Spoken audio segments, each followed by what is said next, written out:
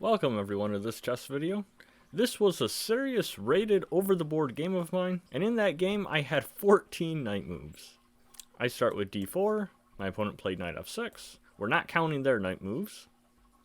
I play c4, they play d5, I capture, they take back, I play e4 and grab the center, they come back, and then knight c3, and I just have a slight advantage in the center, but we'll have to continue to get to the more interesting parts.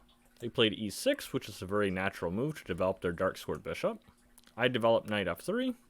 They play bishop to b4, and now I think comes the first really instructive moment. There's absolutely nothing wrong with continuing development, playing a move like bishop to d3. But here, because they've developed their bishop early, I've noticed an opportunity here to play queen to a4 check. And no, I'm not expecting to win this piece, because of course I see that they can block with their knight, and then of course that will defend this bishop, but that is the entire point of queen to a4. It's provoking this knight move. Normally that's a very good square for their knight, and so of course why would I want to provoke them to a square they're usually best placed? Well, in these type of Queen's Gambit decline structures, it's very common to have this pawn on c6, and this knight relocate b to d2. Or another possible idea is that they'll play c5 to strike in the center against my d4 pawn. But neither of these are possible if they have a knight sitting on c6. And so this is one of the rare cases where you can make an argument to say positionally that knight is actually misplaced. And queen a4 has helped provoke that. Now I play bishop to d3.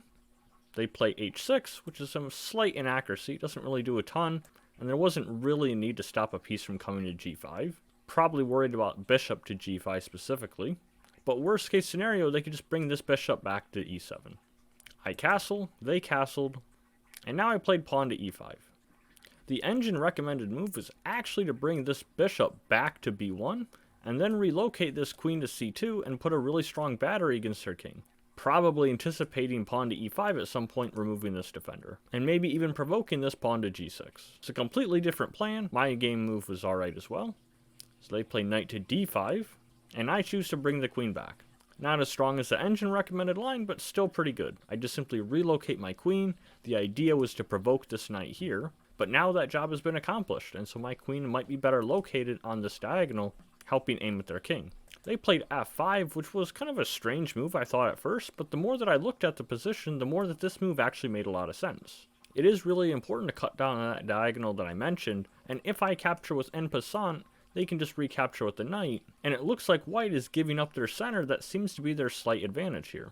So I chose to play a3, provoke them into giving up the bishop pair.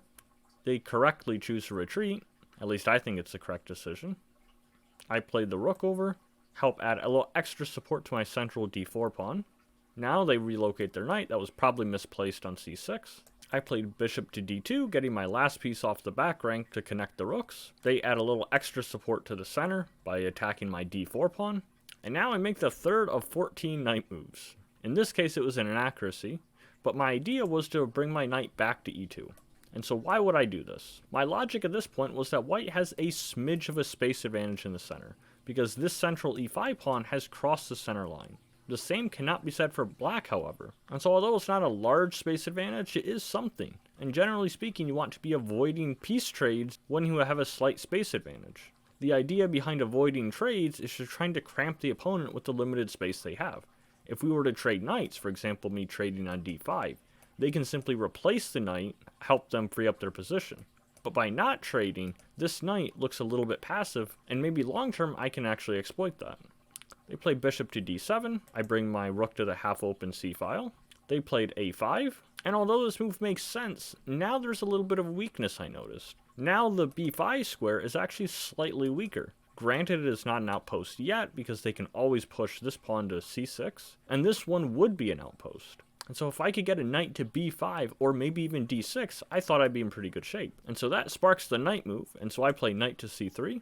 They play pawn to a4, probably trying to keep this b2 pawn backwards. But now I don't really see myself getting into b5, and I instead see myself making a little bit more pressure perhaps on a4.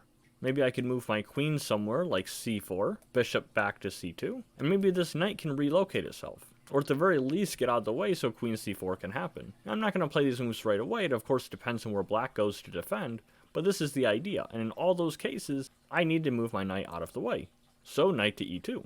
What was really funny about this game is that most of my knight moves were the best move or excellent moves, but only like 2 of them were inaccuracies if I recall from the game analysis afterwards. They play queen to e8, which is a very common idea in the Dutch defense, where this queen may attack from h5 or g6.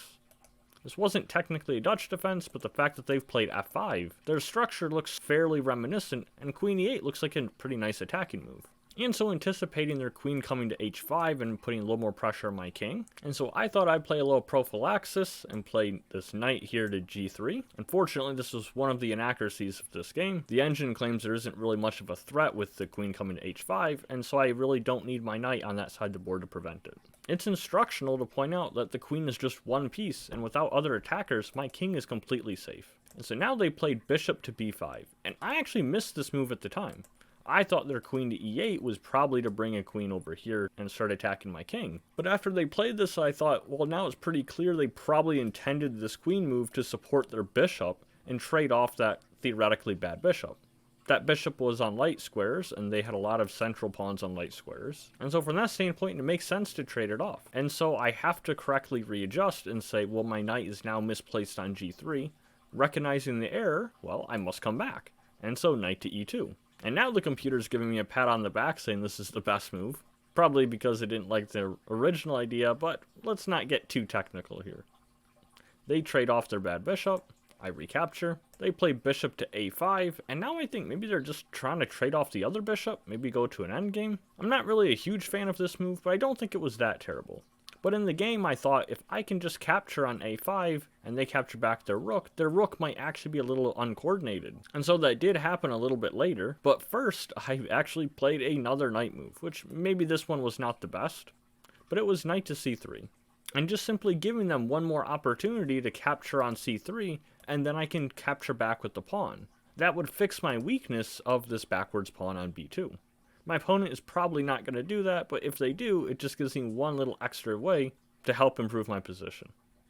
They play queen to h5, so they do not take the bait on c3, and maybe trying to point out the fact that my knight is no longer on g3, stopping this square here.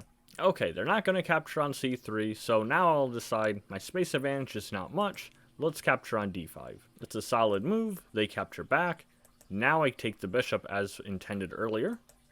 They recapture, and my hope is that maybe this rook will be a little uncoordinated. It's not a large advantage, and the engine claims this is roughly about equal, but that was the game plan I was going for in the game. I go back. They play rook to b5. I thought it would be much better to bring this rook back to a8 and try and coordinate their forces, keeping the both rooks connected. But I guess there's some merit putting pressure on this b2 pawn, and possibly also with the outpost of this rook on b3. But in the actual game, I wasn't too worried, and I thought, okay, where are my pieces best located? My c1 rook is obviously well on the half-open file. Maybe I'll double rooks in the future. I thought my queen was doing well. It's also preventing the knight from coming to f4. Wouldn't want them to add another attacker to my king. And so I thought my worst piece was actually my knight on f3. It originally served the purpose of defending d4, but that has plenty of support for the time being. And so where would I love this knight? And so what called to me was specifically the c5 square, and possibly going further into their territory. So let's play the move that makes the most sense for that. Knight back to e1. A little bit of relocating. We're intending to come to d3 where it looks pretty flexible. Then possibly to c5. And from there I was already considering ideas of either capturing this pawn, or even bringing the knight here to d7. And all of this I considered before I moved the knight back to e1. They played rook to b3. And now we continue with knight to d3. They played pawn c6, which kind of surprised me. I suppose the idea was that my rook is probably strong on the half-open file, and by them closing the file a little bit more by advancing their pawn, especially with this pawn defending it, maybe they can try and cut down the scope of my rook. But the problem with that is it actually walks really nicely into my idea, which is just knight c5. They probably missed this, and now the rook has to move again. But the drawback here is that now that this pawn is on c6, a potential rook here does not defend the e6 pawn. And yes, they still have to be careful about a potential fork of the knight here on d7. If the rook is on b6, it would also fork the f8 rook. Now with both of our time getting a little bit lower, and if I recall my time already under 5 minutes, I stopped writing the game moves here. But where they actually went eventually was the rook back to b6. I think it was on this very next move. And although capturing the e6 pawn is best according to the engine, I just simply went in for the forking of both rooks. they had to return here to b3, and then I won material on f8. Unfortunately, I didn't scribble down the moves in time, so this fairly equal endgame is where we'll have to kind of end the video. But it was slightly easier for white to infiltrate being up the exchange. I thought it was really funny that basically half of this game was just my knights moving. So don't be afraid of moving the same piece twice, or 3 times, or 4, or even 5. Especially if the position is closed and you have valid reasons for doing so, such as them pushing the pawn to a5 when the position changed. Because I thought my knight on e2 coming back from c3 made sense. But after they pushed the pawn to a5, now this square is a bit weaker and their pawn is committal by moving a little bit too far. And so relocating knight c3 makes for a really good idea. Similarly, when my knight was on g3 later in the game to prevent their queen from coming to h5, they played bishop to b5, and I recognized that wasn't the idea that they were going for. My knight really isn't ideal here, and so you just have to swallow your pride and relocate. And so that's why I came back to e2. I think a lot of players sometimes fear that if they're just shuffling their pieces, they must be doing something wrong. But in many other positions, you have to be able to evaluate if the position has changed. And if things have changed, it's not really that you're repeating, it's a completely different position. It just looks similar. But even one pawn advancing becomes really important in some situations. Let me know if there's a game you've played where you've had to relocate one piece a bunch. Share in the YouTube comments. Was it a shuffling bishop? Maybe a knight relocating to an outpost? And let's show everyone reading the comments that it's not a big deal if you have to move a lot of pieces over and over in an effort to find the best square possible. Thanks for stopping by for this video, everyone. I'll see you in the next chess video.